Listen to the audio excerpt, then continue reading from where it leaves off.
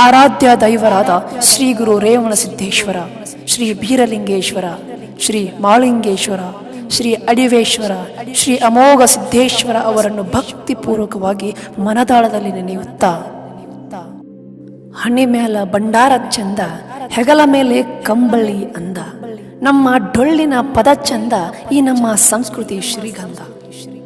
ಹರಡುತ್ತಾ ಕುರಿ ಮೇಯಿಸುತ್ತ ನಿಸರ್ಗದಲ್ಲಿ ಪ್ರೀತಿಯ ಭಂಡಾರದ ಬಾವುಟ ಹಾರಿಸುತ್ತ ಸಾವಿರ ಮನುಕುಲಕ್ಕೆ ಬುನಾದಿ ಹಾಕಿದವರು ಹಾಲು ಮತದವರು.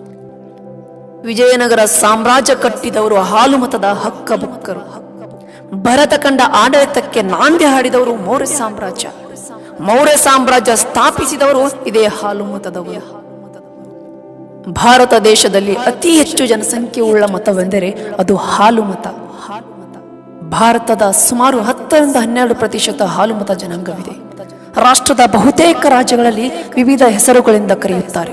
ಕರ್ನಾಟಕದಲ್ಲಿ ಕುರುಬ, ತಮಿಳುನಾಡಿನಲ್ಲಿ ಕುರುಂಬ, ಕೇರಳದ ಪುಲಿಯನ್, ಆಂಧ್ರ ಪ್ರದೇಶದ ಕುರುಮ, ಮಹಾರಾಷ್ಟ್ರದ ಧನ್ಗರ್, ಹೀಗೆ 10 ಹಲವು ರಾಜ್ಯಗಳಲ್ಲಿ ಬೇರೆ ಬೇರೆ ಹೆಸರಿಂದ ಪ್ರಸಿದ್ಧತೆ ಪಡೆದಿದೆ ಹಾಲು ಮತ. ಮಾಜಿ ಮುಖ್ಯಮಂತ್ರಿ, ಹಾಲಿ ವಿರೋಧ ಪಕ್ಷದ ನಾಯಕ, ಮುಂದೊಂದು ದಿನ ನಿಶ್ಚಿತವಾಗಿ ಮತ್ತೊಮ್ಮೆ ಮುಖ್ಯಮಂತ್ರಿಯಾಗಲಿರುವ ಸಮಾಜದ ಹೆಮ್ಮೆ ಶ್ರೀ ಸಿದ್ದರಾಮಯ್ಯನವರು. ಛತ್ತೀಸ್ಗಢ ಮುಖ್ಯಮಂತ್ರಿ ಭೂಪೇಶ್ ಬಘೇಲ್, ಹಿಮಾಚಲ ಪ್ರದೇಶದ ರಾಜ್ಯಪಾಲ ಬಂಡಾರು ದತ್ತಾತ್ರೇಯ ಎಲ್ಲರೂ ಹಾಲು ಮತದವರು. ಕಾಗಿನೆಲೆ ಮಠದ ಮಠಾಧೀಶರಾದ ಶ್ರೀ ಶ್ರೀ ಶ್ರೀ ನಿರಂಜಾನಂದಪುರಿ ಮಹಾಸ್ವಾಮಿಗಳು ಹೇಳಿದ ಹಾಗೆ, ಮುಂದೊಂದು ದಿನ ಕೆಂಪು ಕೋಟೆಯ ಮೇಲೂ ಕಂಬಳಿ ಬೀಸೆ ಬೀಸುತ್ತೆ. ಹಾಲು ಮತ ದೇಶವನ್ನು ನಿಸಂಶಯವಾಗಿ ಆಳುತ್ತೆ. ಹಾಲು ಮತ ಸಮಾಜದ ಜ್ಞಾನ ಭಂಡಾರದ ಕುರಿತು ಒಂದು ಸ್ವಾರಸ್ಯದ ಘಟನೆ ಹೇಳಬಯಸುತ್ತೇನೆ. ವಿಶ್ವದ ಸುಪ್ರಸಿದ್ಧ ವಿಜ್ಞಾನಿ, ಬೆಳಕಿನ ವೇಗವನ್ನು ಜಗತ್ತಿಗೆ ತಿಳಿಸಿದ ವಿಜ್ಞಾನಿ ಅವರೇ ಆಲ್ಬರ್ಟ್ ಐನ್ಸ್ಟೀನ್.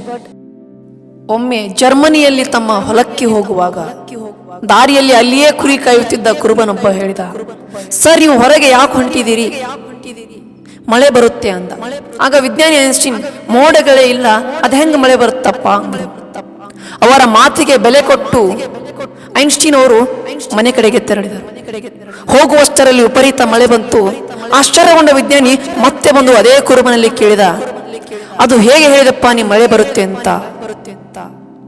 ಆಗ ಕುರುಬ ಹೇಳಿದ, ಸರ್, ನಮಗಿಂತ ನಮ್ಮ ಕುರಿಗಳು ಬಹಳ ಶಾಣೆ ಅದಾವ್ರಿ ಅಂತ. ವಿಶ್ವ ಚರಿತ್ರೆಯಲ್ಲಿ ಸತ್ಯ ತುಂಬುತ್ತಾ ನಿತ್ಯ ಮೆರೆಯುತ್ತಿಯದು ಹಾಲು ಮತ. ಭಾವ ಬಂಧುಗಳ ಸಿಂಧು ಆಗಿಯದು ಈ ಸಿದ್ಧ ಪುರುಷರ ಹಾಲು ಮತ.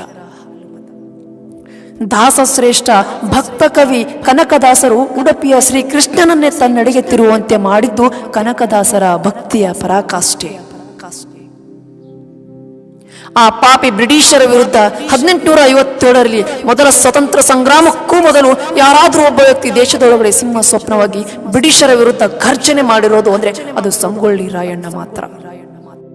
ರಾಯಣ್ಣನ ನುಡಿಯಂತೆ ನಟ್ಟ ನಡು ರಾತ್ರಿಯಲ್ಲಿ ದೇಶ ಬಿಟ್ಟು ಹೋಗುವ ಪ್ರಸಂಗ ಬ್ರಿಟಿಷರಿಗೆ ಬಂದೊದಗಿತು.